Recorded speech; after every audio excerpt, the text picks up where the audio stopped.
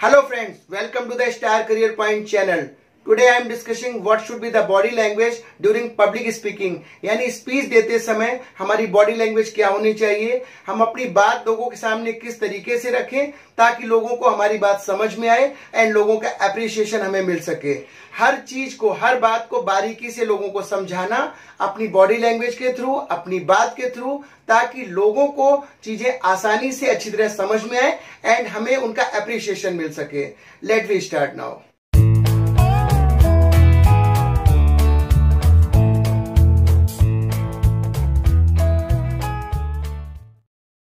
Public speaking का पहला important point है प्रिपरेशन ऑफ स्पीच। यानी स्पीच की प्रिपरेशन हमें अपने घर पर इन फ्रंट ऑफ मिरर के सामने, इसलिए कि हमारी बॉडी लैंग्वेज क्या है और हम अपनी बात को लोगों के सामने किस तरीके से रख रहे हैं उसकी प्रैक्टिस कर सकें। और बात करें अगर बड़े बड़े लीडर की, तो उन लोगों को इतनी प्रैक्टिस पहले से ही हो चुकी होती है। दे ऑलरेडी नो कि हमें लोगों के सामने अपनी बात कैसे रखनी चाहिए। या हम बात करें कि बहुत बड़े एक्टर एक्ट्रेस की बात करें, from beginning they are doing that work. बहुत पहले से वो सारे काम करते रहते हैं और पब्लिक के सामने इंटरेक्ट होते रहते हैं and they are very familiar in front of public. But newcomers की बात करें तो पहले हमें क्या करना होगा, इन फ्रंट ऑफ मिरर अपने आप को प्रिपेयर करना होगा ताकि लोगों के सामने जब हम अपनी बात रखें तो हर बात को हम प्रॉपर तरीके से रख सकें और लोगों का अप्रिसिएशन ले सकें। तो फर्स्ट स्टेप है in front of mirror we have to practise, ये हमें करना चाहिए।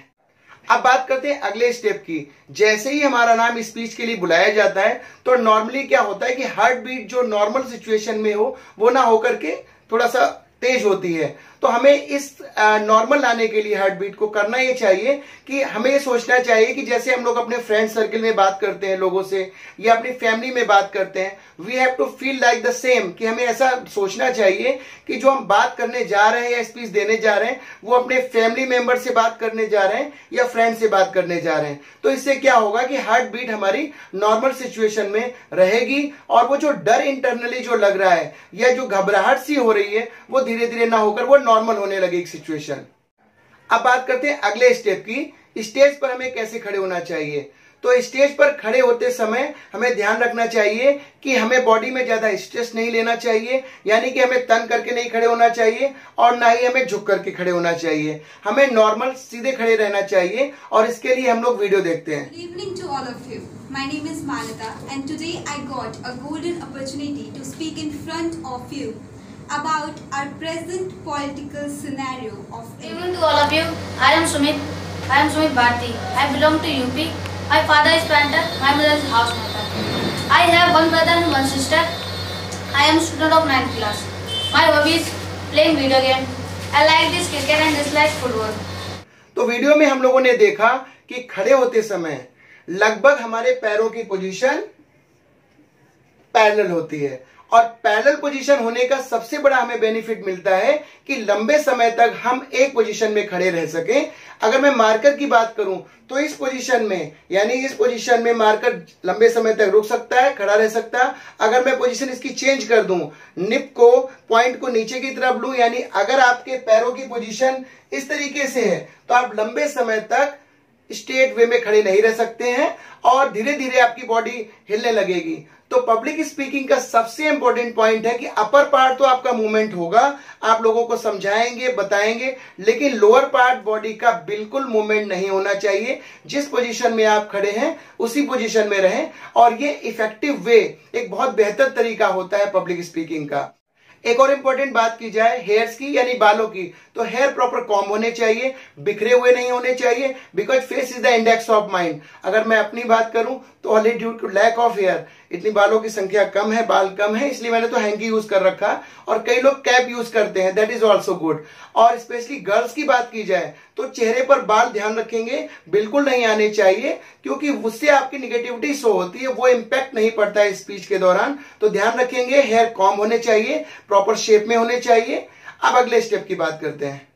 How to hold mic on stage, यानी माइक को स्टेज पर कैसे ग्रिप करना चाहिए, कैसे पकड़ना चाहिए। तो जैसे मैंने ये माइक लिया हुआ है, तो सबसे इंपॉर्टेंट बात जो इसके स्विच हैं ये इनसाइड होने चाहिए, ताकि आसानी से जरूरत पड़ते समय हम इनको ऑन ऑफ आसानी से कर सकें।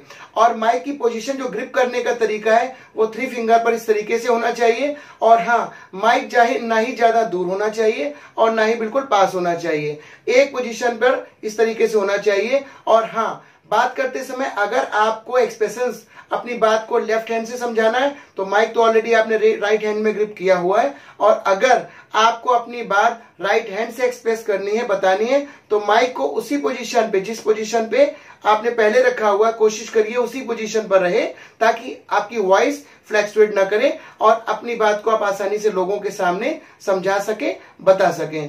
ठीक, आई होप कि यहाँ पर ये चीजें समझ में आई होंगी। तो अब अगले स्टेप की बात करते हैं। एक और बात की जाए कि जब हम स्पीच देते हैं तो स्पीच देते समय एक फियर यानी एक डर रहता है, इसको कैसे दूर किया जाए। तो इसका बहुत आसान तरीका है, ध्यान सुनिएगा कि जब हम स्पीच देते हैं तो हमें ये लगना चाहिए कि जिनको हम स्पीच दे रहे हैं, यानी जहां पर हम स्पीच दे रहे हैं, वो सभी जो बैठे हुए हैं वो छोटे बच्चे हैं। ध्यान सुनिएगा, नॉर्मली क्या होता है, स्मॉल किड्स के साथ में हम लोग अपनी बात आसानी से शेयर कर सकते हैं। तो इंटरनली जो एक डर है हमारे अंदर, एक फिर एक जो अजीब सा लग रहा है, वो हमारे अंदर कम हो पाएगा और हम अपनी बात आसानी से कह सकेंगे। और इसका सेकंड एक और तरीका ये है कि जो आपने स्पीच तैयार की है या लोगों के सामने जो कंटेंट आप डिलीवर कर रहे हैं, you are expert in that field, आपने उसको बारे में पढ़ा है और जाना है। तो इन कंपेयर टू यू, आपकी अपेक्षा उन लोगों को ऑब्वियसली नॉलेज कम होगा जो कि आपकी स्पीच को सुन रहे हैं। ध्यान सुनिएगा, जो कि आपकी स्पीच को सुन रहे हैं, but don't be over confident. लेकिन ओवर कॉन्फिडेंट मत हो जाइएगा कि वो सारा कुछ आप ही जानते हैं, इस बात का ध्यान रखेंगे। तो 2 फिगर है, पहली बात तो कि जो आप स्पीच दे रहे हैं वो स्मॉल किड्स के सामने, ताकि जो मन में एक डर, एक अपनी बात को न रखने का, न रख पाने का जो एक तरीका है, वो प्रोसेस जो है वो उसमें हम अपने आप को कंफर्टेबल फील कर सकें। और सेकंड स्टेप मैंने बताया कि जो आपने पढ़ा है या जो आप स्पीच दे रहे हैं ऑलरेडी, उसके बारे में आपको थोड़ा लोगों से ज्यादा जानकारी होगी। तो दोनों तरीके से हम अपने आप को कॉन्फिडेंट रख सकते हैं, अपने आप को स्ट्रांग बना सकते हैं और अपनी बात को लोगों के सामने अच्छी तरीके से रख सकते हैं। एक और बहुत इंपॉर्टेंट बात, जब हम स्पीच देते हैं यानी लोगों के सामने अपनी बात रखते हैं, तो हमें शब्दों पर जोर यानी स्ट्रेस ऑन वर्ड्स, इसका विशेष ध्यान रखना चाहिए। अक्सर आपने न्यूज चैनल्स में देखा होगा कि एंकर जब अपनी बात कहते हैं या रिपोर्टर अपनी बात कहते हैं तो शब्दों पर जोर देते हैं, ताकि उनसे उनकी स्पीच, उनकी बात इफेक्टिव तरीके से सामने आती, लोगों को समझ में आती है। और हाँ, एक और बात इंपॉर्टेंट ये कि आपका रिदम जो शुरू में होता है वो स्लो होना चाहिए। आवाज जो टोन है वॉइस की वो तो प्रॉपर होनी चाहिए, लेकिन स्पीड से आपको शुरू में नहीं बोलना चाहिए। लाइक ए बेस्ट एग्जांपल, गाड़ी की अगर मोशन आप ड्राइव करते हैं तो फर्स्ट गियर से सेकंड गियर, सेकंड से थर्ड गियर में, फिर आप टॉप गियर पे चलाते हैं। अगर आपने डायरेक्ट चौथा गियर लगा दिया तो गाड़ी क्या होगी, रुक जाएगी। इसी तरीके से स्पीच का तरीका होता है पब्लिक के सामने कि आप शुरू में स्लो बोलते हैं ताकि आपका रिदम बन जाए और आप आसानी से अपनी बात लोगों के सामने रख सकें। एक और इंपॉर्टेंट बात, बोलते समय आ, ऊ, ई इस तरीके शब्द नहीं करने चाहिए। अक्सर आपने देखा होगा लोग बोलते हैं my name is, I belong something, मतलब बात को लपेट करके थोड़ा सा लय में नहीं। मीन्स यू हैव टू से good morning friends, my name is this, I live in particular place. यानी शब्द, एक एक शब्द, जैसे मोती को हम धागे में पिरोते हैं, माला बनाते हैं, एक एक शब्द की अपनी वैल्यू है और उसको रिप्रेजेंट करना चाहिए। स्पीच देते समय ध्यान रखेंगे, डोंट सी टुवर्ड्स अपसाइड, यानी ऊपर की तरफ बिल्कुल नहीं देखेंगे। ऊपर की तरफ देखने का मतलब होता है कि यू आर ब्लैंक, यानी चीजें आपको नहीं आती हैं, यानी आपने पहले से मगअप करके यानी लर्न करके याद करके रखा हुआ है। ध्यान समझिएगा, हमेशा आपको सामने देखना है, पब्लिक की तरफ देखना है। और हाँ, अगर आप कोई चीज पास्ट की यानी पुरानी चीज को आप एक्सप्रेस करना चाहते, बताना चाहते हैं, तो you have to see towards left side, यानी अपनी लेफ्ट साइड में देखेंगे और फिर आप सोच करके बोलेंगे। और अगर चीज आपको कोई फ्यूचर की बतानी है, आगे की बतानी है, then you have to see towards right side, यानी आपको राइट साइड में देख करके चीजों को फिर बताना है, सोच करके फिर बोलना है। इससे ये माना जाता है कि आप पास्ट का सोच रहे हैं या फिर फ्यूचर का सोच करके बोल रहे हैं। और हाँ, इसके साथ एक और इम्पोर्टेंट बात ये कि ऑडियंस को जब आप देखते हैं तो डोंट सीट पर्टिकुलर एक साइड में ही आपको नहीं देखना चाहिए।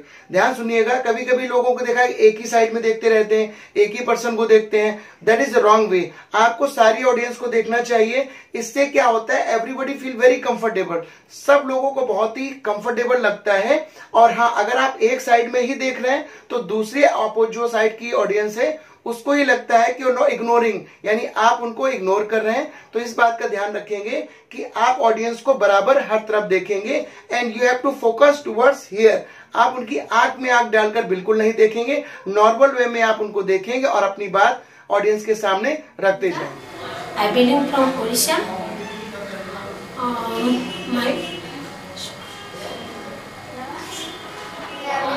I am Renu. I belong to UP district. I am pursuing 12th class from SSKV Kanya Vidyalaya, Mahipalpur, New Delhi. I am Naveen. I am going to deliver a lecture on my topic. My topic is J&K problem. अब बात करते हैं beginning of speech, यानी speech की शुरुआत कैसे करते हैं। तो नॉर्मली अगर आप अपने फ्रेंड सर्किल में लोगों के बीच अपनी बात कहते हैं तो यहां हम लोग शुरुआत करते समय गुड मॉर्निंग या good evening all my friends and today I want to tell about, ये जिस टॉपिक पे आप बात करना चाहते हैं उसको शेयर करके अपनी बात शुरू कर सकते हैं। Friends, good evening. I am Kalambini. Today is my topic. अब बात करते हैं कि अगर हमें कोई स्पीच अपने स्कूल में या किसी इंस्टीट्यूट में देनी है तो इसके लिए हमें किस तरीके से बोलना चाहिए। तो इसके लिए हम लोग जो शुरू करेंगे कि रिस्पेक्टेड गुड मॉर्निंग करेंगे या गुड इवनिंग करेंगे, जैसी सिचुएशन होगी। And further you can say कि good morning respected my teachers and all dear my friends, today I want to tell something, जिसके बारे में आप बताना चाहते हैं। टॉपिक शुरू करेंगे एंड फर्दर अपनी स्पीच शुरू करेंगे। Good evening, my dear friends and respected teachers. My name is Neelam and I am from Uttar Pradesh, but currently I am living in Delhi. So today I am going to talk about importance of time and how it affects our life. Now I would like to start my speech. Good evening, friends. First of all, I want to thanks to all my friends and our respected teachers for giving me this opportunity to speak in front of you. So let's start. अगर हमें सबके लिए common word use करने हैं तो हम कह सकते हैं good evening all of you and good morning all of you and further you can say today I got a golden opportunity to speak in front of you. और इसके बाद टॉपिक अपना बताइए किस टॉपिक पर आपको बात करनी है एंड फर्दर अपनी स्पीच आप स्टार्ट कर सकते हैं। Good evening to all of you. My name is Malita and today I got a golden opportunity to speak in front of you about our present political scenario of India. किसी function में अगर हमें कोई speech देनी या किसी seminar में speech देनी है तो स्पीच देने के लिए जब आप पहुंचते हैं तो आपके उस फंक्शन में सीनियर भी आपसे होते हैं, जूनियर भी होते हैं। तो इनिशियली आप गुड मॉर्निंग या गुड इवनिंग बोलने के बाद में आप उनको भी रिस्पेक्ट देते हुए कहेंगे respected particular sir and ma'am and further you can say कि all dear my friends and after that you can say thank you so much for giving me such an opportunity and today I want to tell something, जिस topic पर आपको बात करनी है। इस तरीके से आप शुरू करेंगे।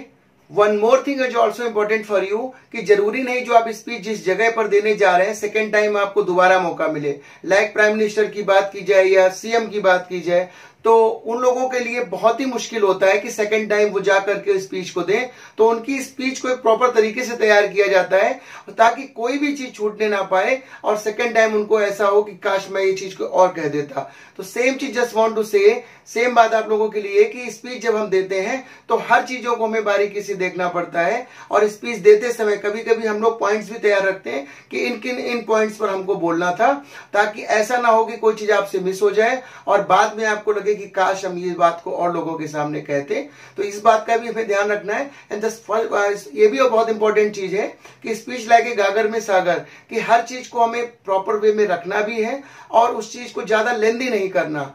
स्पीच देते समय हमें इस बात का भी ध्यान देना चाहिए कि स्पीच के दौरान लोगों का रिएक्शन क्या है, लोगों की बॉडी लैंग्वेज क्या है। अगर हमें लगता है कि person is not taking interest, वो इंटरेस्ट नहीं ले रहे हैं, दे आर फीलिंग बोरिंग, तो हमें दो काम करने चाहिए। या तो हमें स्पीच देते समय एज पॉसिबल हमें टॉपिक चेंज कर देना चाहिए और या फिर हमें try to finish as possible speech को हमें कंप्लीट कर लेना चाहिए। और बात करें लास्ट की, लास्ट समय जब स्पीच हम कंप्लीट करते हैं तो हम थैंक यू करना मन ना भूलें, लोगों का अभिवादन करना यानी थैंक यू वेरी मच या थैंक यू ये कहना ना भूलें। और इसी के साथ आपकी स्पीच कंप्लीट होती है और लोगों का एप्रिसिएशन भी आपको मिलेगा, देयर इज नो डाउट, क्योंकि कम टाइम में जो बात आपने कही और वो लोगों में इंटरेस्ट बना के रखा। This is very important for you कि अपनी बात को लोगों के सामने कैसे रखना था और लोगों ने किस तरीके से आपको रिएक्ट किया। आई होप कि वीडियो आपको अच्छा लगा होगा। बहुत मेहनत की गई इस वीडियो को बनाने के लिए। और हाँ, अगले वीडियो में हम लोग देखेंगे कि डिस्कशन बिटवीन टू, जब दो लोग आपस में टॉक करते हैं तो बॉडी लैंग्वेज क्या होनी चाहिए। और हाँ, इस वीडियो को आप लोग लाइक जरूर करें, शेयर करें और कमेंट जरूर करें। और अब तक अगर आपने चैनल को सब्सक्राइब नहीं किया है तो सब्सक्राइब जरूर कर लीजिए, क्योंकि बहुत कुछ है अभी इस चैनल में। Thank you very much.